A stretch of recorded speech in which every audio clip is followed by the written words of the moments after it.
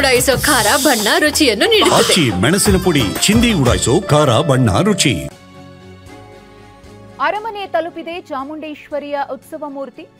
ಚಾಮುಂಡಿ ಬೆಟ್ಟದಿಂದ ಅರಮನೆಗೆ ಉತ್ಸವ ಮೂರ್ತಿಯನ್ನ ತರಲಾಗಿದೆ.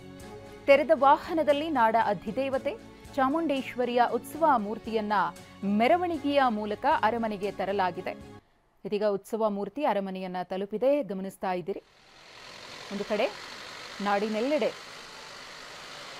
ವಿಜಯದಶಮಿಯ ಸಡಗರ ಸಂಭ್ರಮ ಮನೆ ಮಾಡಿದೆ.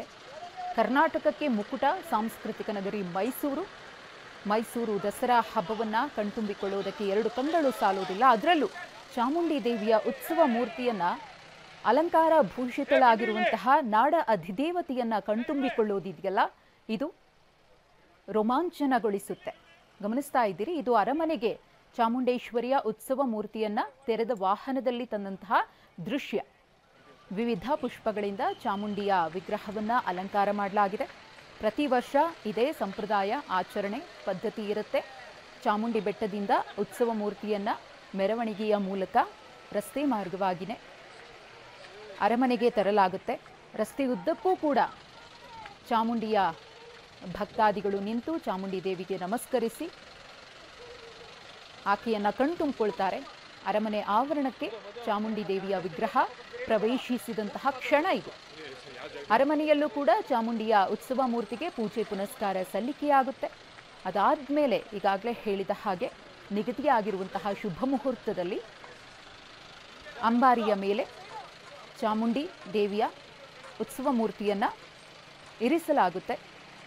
750 kg ತೂಕದ ಅಂಬಾರಿಯಲ್ಲಿ ವಿರಾಜಮಾನಳಾಗ್ತಾಳೆ ನಾಡ ಅಧಿದೇವತೆ.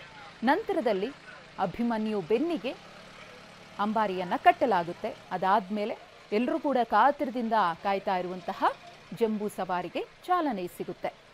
ಇದು ಅರಮನೆ ಆವರಣವನ್ನ ಪ್ರವೇಶ ಮಾಡಿದಂತಹ ಕ್ಷಣ. ಕಳೆದ 10 ದಿನಗಳಿಂದಲೂ ಕೂಡ ದಸರಾ ಸಂಭ್ರಮ ಹೇಗೆ ಮೇಳೈಸಿತ್ತು ಅನ್ನೋದನ್ನು ನೋಡಿದ್ವಿ. ಪ್ರತಿದಿನ ಚಾಮುಂಡಿ ಬೆಟ್ಟದಲ್ಲಿ ಚಾಮುಂಡಿ ದೇವಿಗೆ ವಿಶೇಷ ಪೂಜೆ ಪುನಸ್ಕಾರಗಳು, ಕೈಂಕರ್ಯಗಳು ನೆರವೇರುತ್ತೆ, ವಿವಿಧ ಅಲಂಕಾರಗಳಿರುತ್ತೆ. ಇವತ್ತು ವಿಶೇಷವಾಗಿ ಜಂಬೂ ಸವಾರಿ ಇದೆ. ಈ ಜಂಬೂ ಸವಾರಿಗೆ ಅದರದ್ದೇ ಆದ ಮಹತ್ವ, ಐತಿಹ್ಯ ಇದೆ. ಯಾವ ಕಾರಣಕ್ಕೋಸ್ಕರ ಜಂಬೂ ಸವಾರಿ ನಡೆಯುತ್ತೆ, ಅದರಲ್ಲೂ ಚಾಮುಂಡಿಯ ಉತ್ಸವ ಮೂರ್ತಿಯನ್ನ ಅಂಬಾರಿಯಲ್ಲಿ ಇರಿಸಿ ಯಾಕೆ ಈ ಒಂದು ಜಂಬೂ ಸವಾರಿಯನ್ನ ಮಾಡಲಾಗಿತ್ತು ಅನ್ನೋದಕ್ಕೂ ಕೂಡ ಪ್ರತೀತಿ ಇದೆ.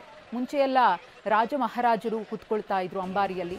ಅದಾದ್ಮೇಲೆ ಚಾಮುಂಡಿಯ ಉತ್ಸವ ಮೂರ್ತಿಯನ್ನೇ ಕೂರಿಸಿ ನಾಡ ಹಬ್ಬವನ್ನ ಆಚರಣೆಗೆ ತರಲಾಯಿತು.